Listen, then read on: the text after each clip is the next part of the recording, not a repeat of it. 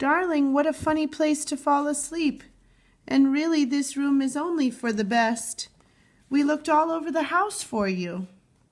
Coraline stretched and blinked. "I'm sorry," she said. "I fell asleep." "I can see that," said her mother. "And wherever did the cat come from? He was waiting by the front door when I came in, shot out like a bullet as I opened it." "Probably had things to do," said Coraline. Then she hugged her mother so tightly that her arms began to ache. Her mother hugged Coraline back. "Dinner in 15 minutes," said her mother. "Don't forget to wash your hands.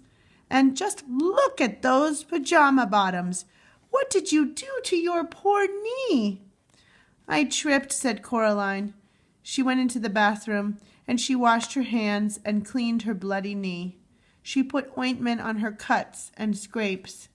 She went into her bedroom, her real bedroom, her true bedroom. She pushed her hands into the pockets of her dressing gown, and she pulled out 3 marbles, a stone with a hole in it, the black key, and an empty snow globe. She shook the snow globe and watched the glittery snow swirl through the water to fill the empty world. She put it down and watched the snow fall, covering the place where the little couple had once stood. Coraline took a piece of string from her toy box, and she strung the black key on the string. Then she knotted the string and hung it around her neck. "There," she said. She put on some clothes and hid the key under her t-shirt. It was cold against her skin. The stone went into her pocket. Coraline walked down the hallway to her father's study. He had his back to her, but she knew, just on seeing him, that his eyes, when he turned around, would be her father's kind, gray eyes, and she crept over and kissed him on the back of his balding head. "Hello, Coraline," he said. Then he looked around and smiled at her. "What was that for?" "Nothing," said Coraline. "I just miss you sometimes. That's all." "Oh, good," he said.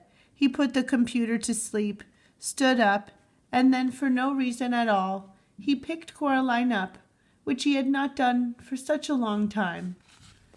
Not since he had started pointing out to her that she was much too old to be carried, and he carried her into the kitchen.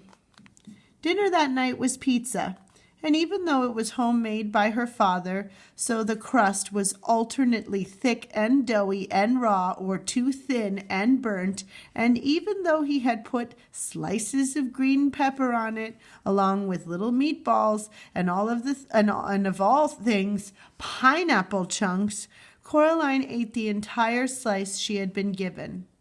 Well, she ate everything except for the pineapple chunks. And soon enough, it was bedtime.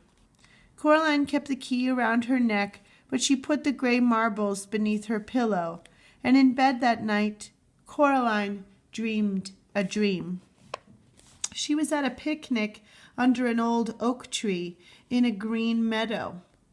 The sun was high in the sky, and while there were distant, fluffy white clouds on the horizon, the sky above her head was a deep, untroubled blue. There was a white linen cloth laid on the grass, with bowls piled high with food. She could see salads and sandwiches, nuts and fruit, jugs of lemonade and water, and thick chocolate milk. Coraline sat on one side of the tablecloth, while 3 other children took a side each. They were dressed in the oddest clothes. The smallest of them, sitting on Coraline's left, was a boy with red velvet knee breeches and a frilly white shirt. His face was dirty, and he was piling his plate high with boiled new potatoes and with what looked like cold, whole cooked trout. "This is the finest of picnics, lady," he said to her. Yes, said Coraline, I think it is. I wonder who organized it. Why, I rather think you did, miss, said a tall girl, sitting opposite Coraline. She wore a brown, rather shapeless dress, and had a brown bonnet on her head, which tied beneath her chin. And we are more grateful for it, and for all than ever words can say.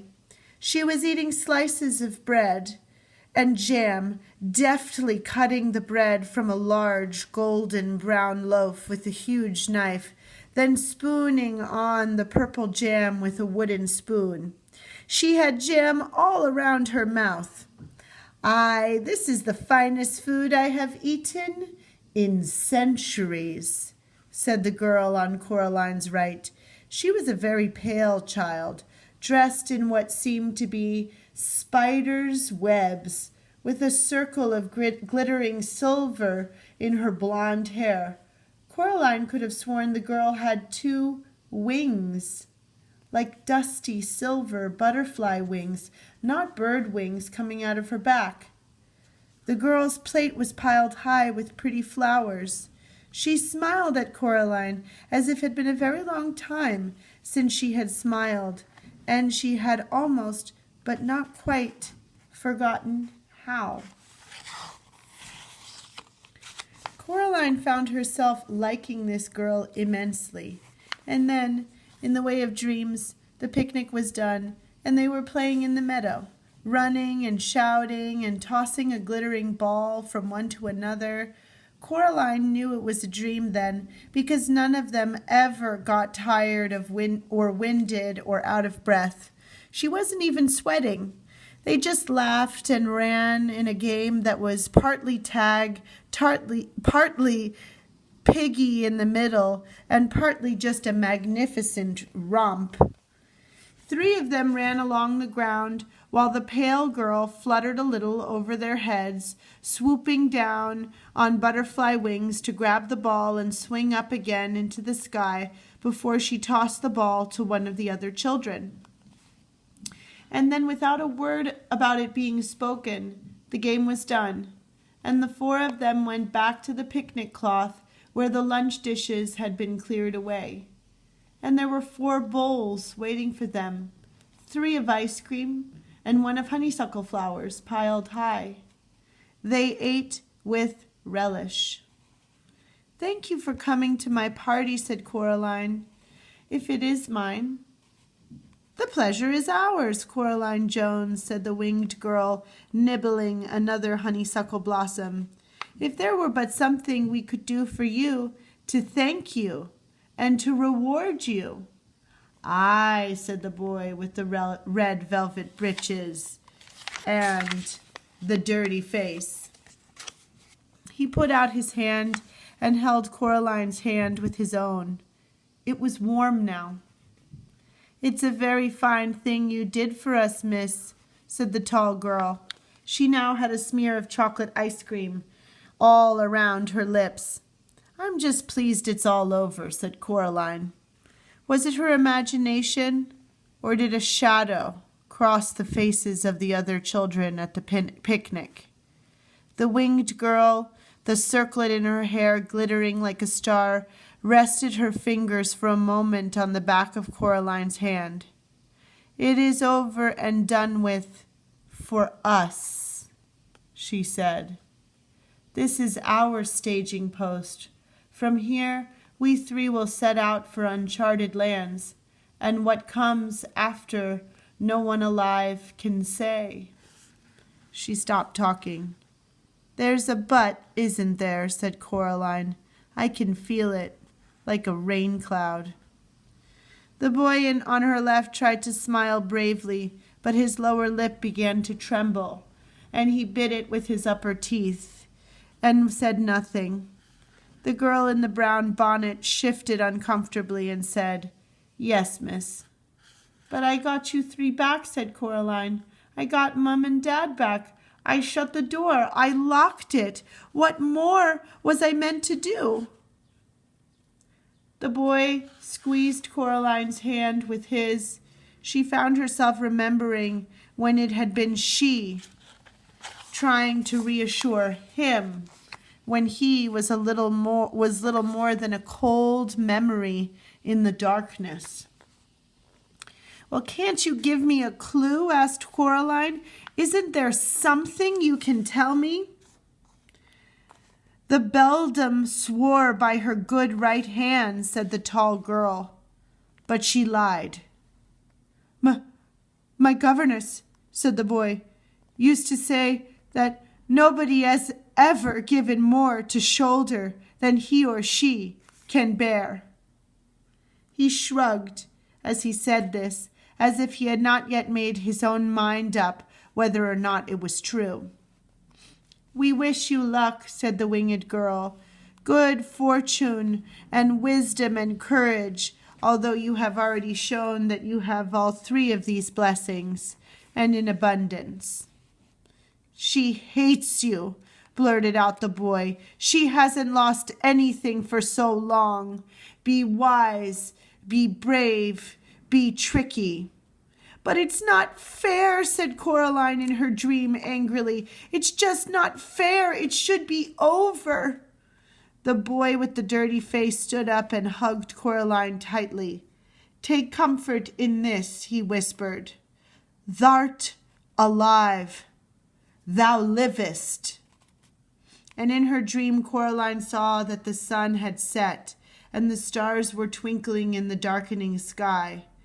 Coraline stood in the meadow, and she watched as the three children, two of them walking, one flying, went away from her across the grass, silver in the light of the huge moon. The three of them came to a small wooden bridge over a stream. They stopped there and turned and waved, and Coraline waved back. And what came after was darkness.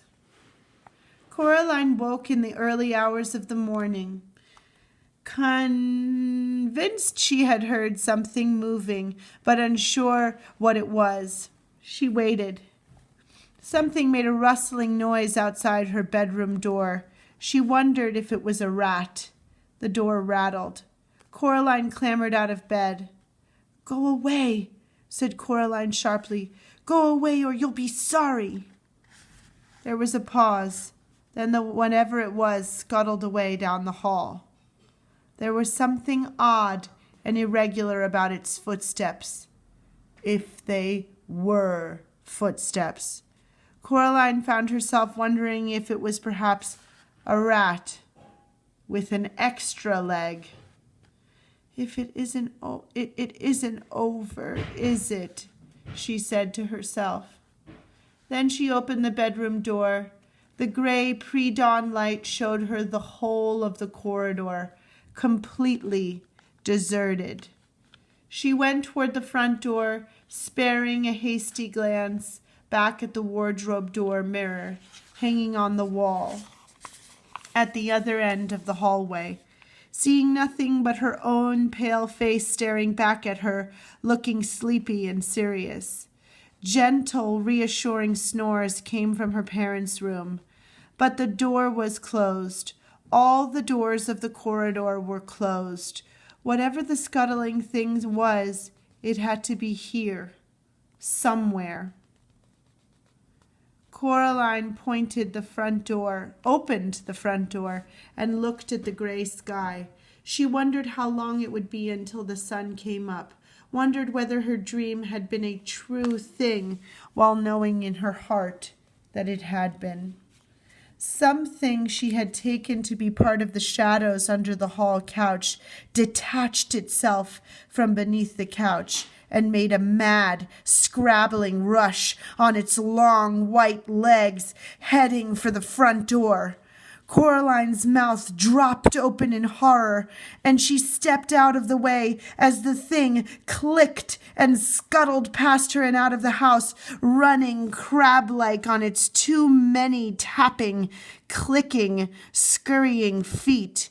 She knew what it was, and she knew what it was after. She had seen it too many times in the last few days, reaching and clutching and snatching and popping black beetles obediently into the other mother's mouth. 5-footed, crimson-nailed, the color of bone, it was the other mother's right hand. It wanted the black key. And that's the end of that chapter.